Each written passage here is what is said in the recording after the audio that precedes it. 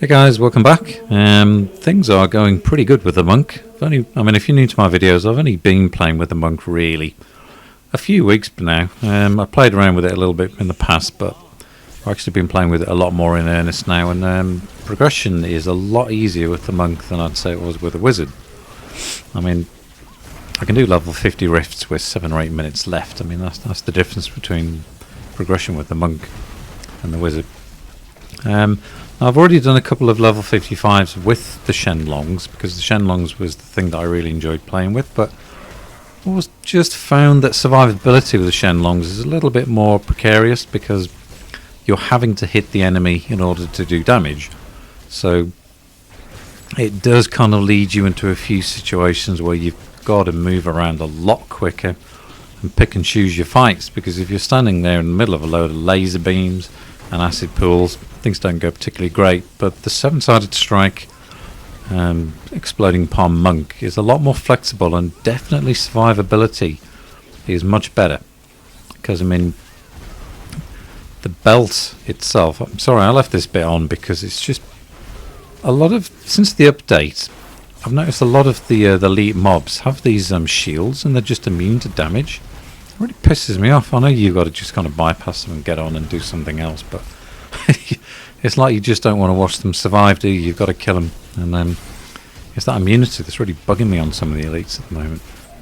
But the Uliana is definitely much better survivability, because once you've got that cooldown really low, every time you hit with 7-sided strike, you're getting damage mitigation from the armor on the belt, and it's just it just allows you to keep that armor built up really quick. In a lot of situations, I'm actually not even using my mantra. I'm trying to get a little bit more used to using the dash and strike, because with playing with a wizard, the style with a wizard was, or my style with the wizard was a little bit more static, because that was the play style with it. So I'm definitely getting used to playing a little bit more proactively, moving around, making sure you keep that dash and strike going, just allowing you to get that dodge built up. Should use the mantra a little bit more, but get a bit lazy, I think. Now I've done 55s and 56s, but I've been playing around with a couple of different things, and I dare say that a lot of people are going to be using the Ulianas in a very similar kind of way. Exploding palm being, cold damage. Now, I actually use Cyclone Strike. I don't know, a lot of people use Cyclone Strike or not, but I just quite like using it. The only problem with using Cyclone Strike is it does use a little bit of spirit, so I quite often find my spirits getting down just a little bit too low. But I do like it for just kind of bringing the enemies in, and I've got the passive on for cold damage, 20% extra damage from cold damage, freezing enemies. I just think that the two tie in pretty good. So I'll stick with it for now, and I'll only kind of swap it out if I have to. Now the one thing that I really like about 7-sided strike is, you can see here, I mean, once you get on one enemy, you can grind down one enemy so quick. It really is good. Particularly with the I left this bit in. Just watch the top right hand corner there. He hits me for 470,000. I hadn't got a clue why I died in that, because it's these tusked engans. You can't see them charging. I know the buffaloes, you normally kind of know a buffalo's around, it's going to charge you. But those tusked engans, they're standing up, and all of a sudden they go down on their all fours, and they charge you. And they're hitting for like 500,000. If you can't see it coming, then you die. That's pretty unfortunate. I died there because I've been doing pretty good staying alive in the rifts. So anyway, this is progress. This is great progress. It's really nice just to watch entire groups just get vaporized on the spot when you get it right. This was a relatively tough rift, although the grouping wasn't like a massive density, so I was having to kind of move around, just take out small groups. I like it when you get, you know, the big groups, then you can just, you know, blow them all up in one go. But even after a slow start, you can see how much time I've already made up. And I dare say the most important thing is, like I said at the beginning, I've been playing around with a couple of different things. And on the weapons, instead of having, you know, like 10% extra damage, I actually moved that down to 10% cooldown. Now, I dare say most people using this style of play with the Ulianas will have a, you know, really fast cooldown. Now, if you're new to Ulianas and this dashing palm, well, sorry, 7-sided strike, you know, exploding palm build, the actual cooldown is better than having that extra damage on the weapon, because if you watch how quick the cooldown, I mean, it's on R1. If you look down at the bottom right hand side there, you got the Gogok on, giving you another 15%.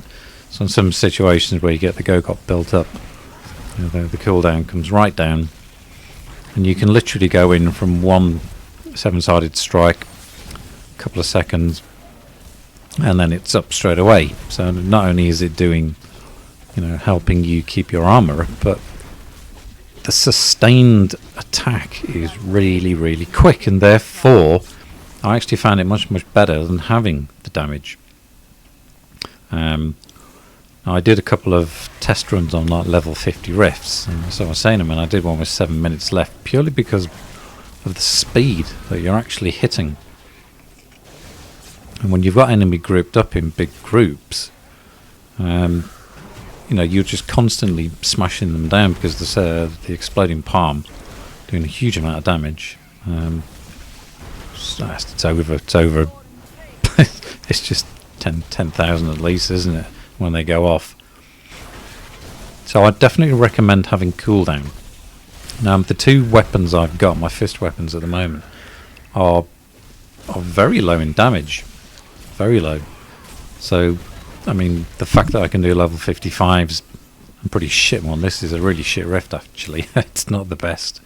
It wasn't the greatest game. But very low damage, my build-up at the moment. So, I've actually got a lot of room for movement up. I dare say, you know, once I've got better weapons, 2 fist weapons, learn to play with it a little bit better, level 60 rifts are going to be much easier. And the difference between playing on the PS4 and the PC is, I dare say, quite a bit. I find this, playing with a monk, this style, it's actually quite hard at times, because you want to target specific enemies, you want to move to a specific place. It does hinder your progress a little bit in times. I'm not using it as an excuse at all, but there is definite movement problems. And the more prolific problem is not being able to target the enemy you want to target. That's the only one hindrance. It's not so bad when there's only a couple of enemy around, but when you've got a big group of enemies and things like this stuck around, then it's not so great. But I'm still enjoying it. I'm absolutely loving playing with a monk. I try and avoid these elites, the ones that use the freezing. Oh god. I was going along pretty cool until I got into this part of the rift. I hate these maps. I mean, they're the worst nightmare for greater rifts, aren't they? Unless you get like really good density of low health point enemies, you can just like blow them all up in one go. That's great, but actually moving around these maps, oh my god, I don't like these in one bit. So I actually lost a little bit of time here, slowed me up,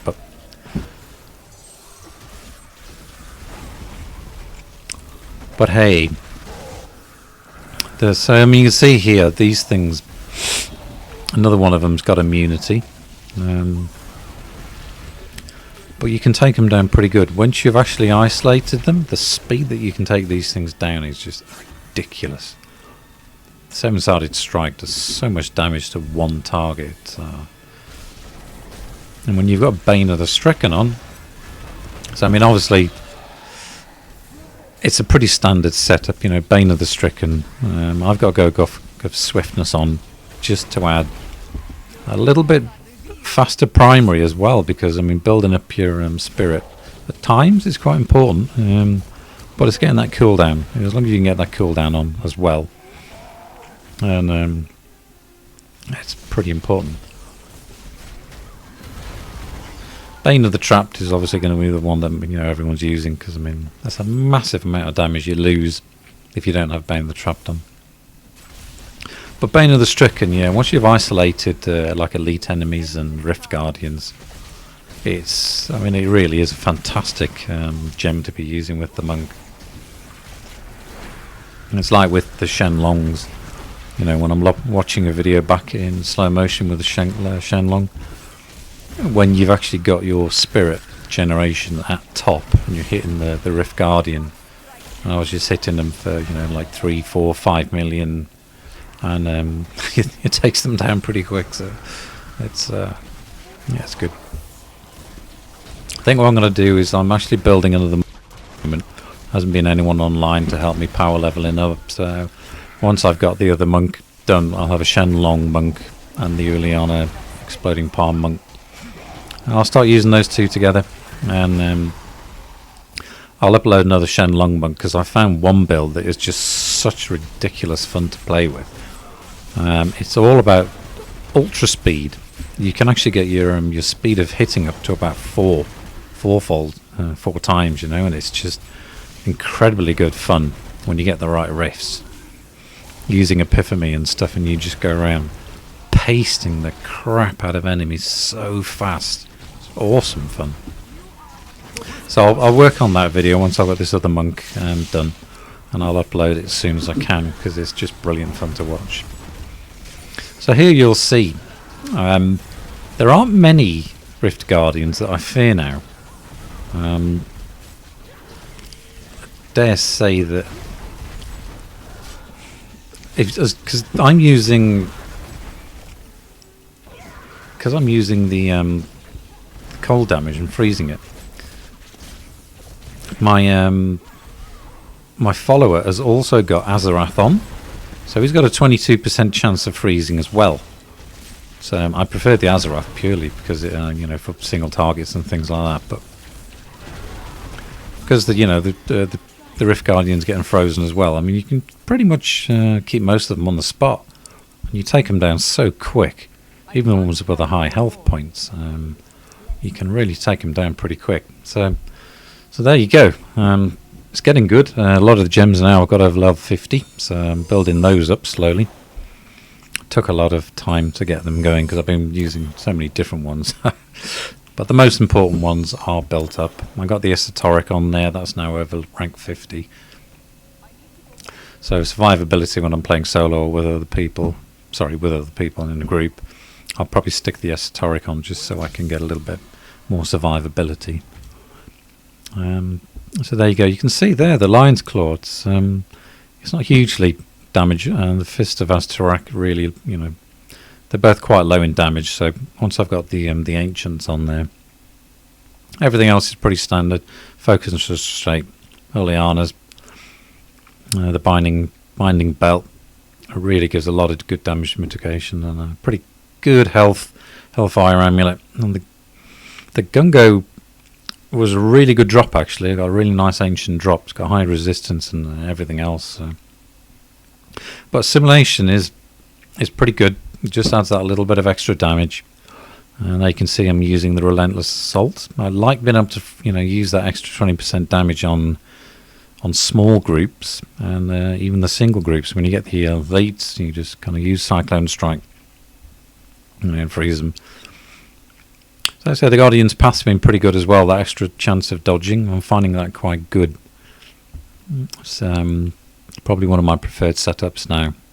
Exploding Palm with the Impending Doom. I mean, the amount of damage it does, I've tried it with the others and I just can't do it. I think that is by far the most powerful. So there you go. Onwards and upwards. Thanks for tuning in, guys, and I'll see you guys again soon. Cheers. Bye.